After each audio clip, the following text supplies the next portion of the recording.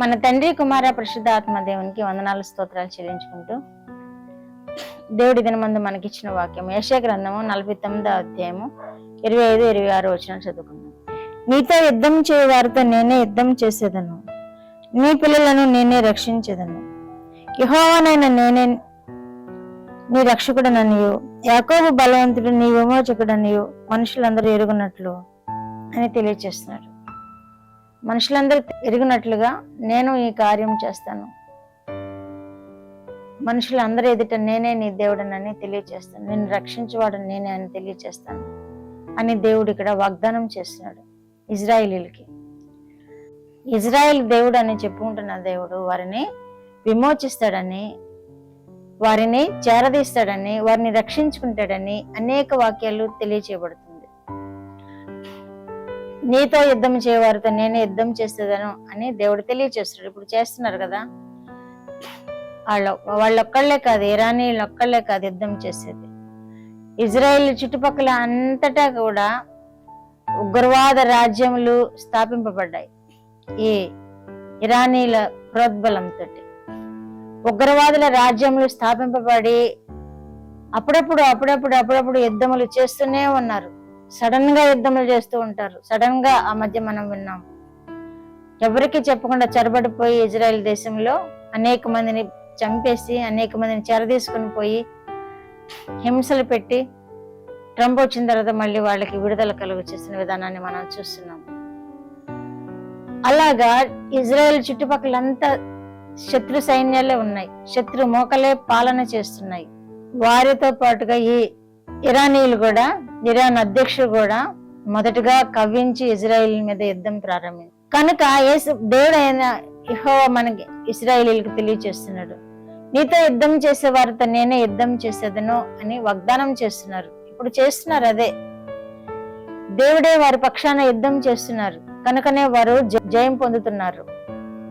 అది చాలా చిన్న దేశము, తక్కువ ప్రజలు, తక్కువ భూభాగము ఇజ్రాయెల్ దేశము అయినప్పటికీ ఈ ఉగ్రవాదము నుండి జయమొందుతున్నారు. అంటే నేనే యుద్ధం చేసేదనని వాగ్దానం చేసిన దేవుడు వారి పక్షాన యుద్ధం చేస్తున్నాడు, వారికి జయం ఇస్తున్నాడు, వారికి జయం మీద జయం ఇచ్చి వారిని క్షేమంగా కాపాడుతున్నాడు. ఆ మధ్య నెతన్యాహు కూడా అంటున్నాడు మెస్సియా వస్తాడని. ఈ యుద్ధము ఎలా ఉండబోతుంది అంటే చుట్టుపక్కల అన్య దేశాలు, ఉగ్రవాద దేశాలు, ఉగ్రవాదులైన పాలిస్తున్న దేశాలు వాళ్ళందరూ చుట్టుముట్టినప్పుడు ఇజ్రాయేలీలు హింసపడటం ఊరుకోడు, ఇజ్రాయేలీలు నరకబడటం ఊరుకోడు. దేవుడు ఆయనే స్వయముగా వస్తాడు. ఆయనే స్వయముగా వచ్చి ఆ శత్రు రాజ్యాలందరి మీద యుద్ధం చేసి వారిని సంహరించి ఇజ్రాయేలీలకు జయం ఇస్తాడు దేవుడు. ఆయనే యేసు ప్రభువారు. అందుకే నెతన్యాహు మెస్సయ్య వస్తాడు అని తెలియజేస్తున్నాడు. మనల్ని మీద ద్వేషం పెట్టుకున్న వారికి కూడా దేవుడు వారితో మాట్లాడతాడు, ఆ ద్వేషం నుండి విడిపిస్తాడు. మన దేవుడు అంత గొప్ప దేవుడని వాక్యాల్లో మనం తెలుసుకోగలుగుతున్నాం. మనకి విజయంనిచ్చే దేవుడని, విమోచకుడని ఆయనను మనం గ్రహించగలుగుతున్నాం. ఆయనే తెలియచేసుకున్నారు కదా వాక్యాలు రాయించి, నీ విమోచకుడు సజీవుడు అని కూడా యోబు భక్తుడు తెలియచేస్తున్నాడు. కనుక దేవుని యొక్క అధీనంలో మనం ఉన్నప్పుడు, దేవుని యొక్క చేతుల్లో మనం ఉన్నప్పుడు ఆ ఇజ్రాయేలీలు ఎలా కాపాడబడుతున్నారో మనం కూడా అలా కాపాడబడతాం. ఆ ఇజ్రాయేలీలు ఎలా క్షేమంగా ఉన్నారో మనం కూడా అలా క్షేమంగా ఉంటాం. కనుక దేవుణ్ణి మనం హత్తుకొని జీవించాలి, దేవుని యొక్క కృపలో మనం వర్ధిల్లుతూ ఉండాలి. అప్పుడు దేవుడు మనల్ని కాపాడుతూ ఉంటాడు. శత్రు మోకల చేతిని పడకుండా, చిక్కబడకుండా మనల్ని రక్షిస్తూ ఉంటాడు. మనం ఎక్కువగా ప్రార్థన చేయాలి, ఇజ్రాయెల్ దేశం కొరకు ప్రార్థన చేయాలి, ట్రంప్ కొరకు ప్రార్థన చేయాలి. ఎందుకంటే ట్రంప్ ఇజ్రాయేలీలకి చాలా సహాయం చేస్తున్నాడు. ఆ ట్రంప్ కొరకు ప్రార్థన చేయాలి. అమెరికా దేశం ఎప్పుడు అగ్రగామిగానే ఉండేటట్టు ప్రార్థన చేయాలి. క్రైస్తవ దేశాల్లో నిరంతరాయంగా రక్షణ కొనసాగేటట్లు ప్రార్థన చేయాలి. క్రైస్తవేతర దేశాల్లో కూడా దేవుడే రక్షకుడు అని అంగీకరించే విధముగా ప్రార్థన చేయాలి. అలాగే నైజీరియాలో ఉన్న క్రైస్తవులను కాపాడమని ప్రార్థన చేయాలి. వారికి ఏమొచ్చిందో ఊరి బయటకు తీసుకుని వచ్చి వారిని చంపేస్తున్నారు.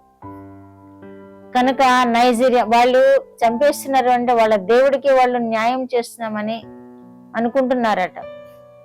కానీ ఒకనాటికి వాళ్ళకు ఉగ్రవాదం పాలవుతారు, ఉగ్రత పాలవుతారు. ఒకనాటికి వాళ్ళు శాపానికి గురవుతారు. అది గ్రహించట్లేదు వాళ్ళు. దేవుని బిడ్డలను సంహరించడం అంటే అది వాళ్ళ దేవుడు వాళ్ళకి ఇచ్చినటువంటి ఆనందకరమైన స్థితి అని వారు భావిస్తున్నారు. కనుక మనము ప్రతి వారి కోసం ప్రార్థనలు చేద్దాము, యాచనలు చేద్దాము. దేవుని యొక్క కృప పొందుకోవాలని మనము ప్రతి వారి నిమిత్తము ప్రార్థన చేద్దాము. మనం ఇతరుల కోసం ప్రార్థన చేసినప్పుడు దేవుడు మనల్ని ఎంతగానో క్షేమంగా కాపాడుతూ ఉంటాడు. కనుక ప్రార్థన చేసి మనము జయమొందుదాము. శోధింపబడుతున్న వారు కూడా జయం పొందే విధముగా మనము వారిని ప్రార్థన ద్వారా నడిపిద్దాము. ప్రార్థన ద్వారా జయమొందేలాగా చేద్దాము. ప్రార్థన. మా దేవ, మా ప్రియ పరలోక ప్రభువా, మీ పరిశుద్ధ పాదములకు వందనాలు నాయన. మాతో సాతానుడు మా పక్షాన యుద్ధం చేయాలని అనుదినము ప్రయత్నం చేస్తూనే ఉంటాడు ప్రభువా. వాడితో కూడా మీరు యుద్ధం చేస్తారు ప్రభువా. వాడిని కూడా నిర్వీర్యం చేస్తారు ప్రభువా. మీ బిడ్డలైన వారిని కాపాడుతారు ప్రభువా. చూస్తున్న బిడ్డలందరినీ మీరు కాపాడండి ప్రభువా. జయం మీద జయం అనుగ్రహించండి ప్రభువా. నాయన మీరే మీరు ఎక్కలంటిన ప్రతి వారిని కాపాడి మహిమ పొందమని యేసుక్రీస్తు వారి పేరిట ఈ మనవులు మీ పాదముల యొద్ద వేడుకుంటున్నాను పరమ తండ్రి. ఆమేన్.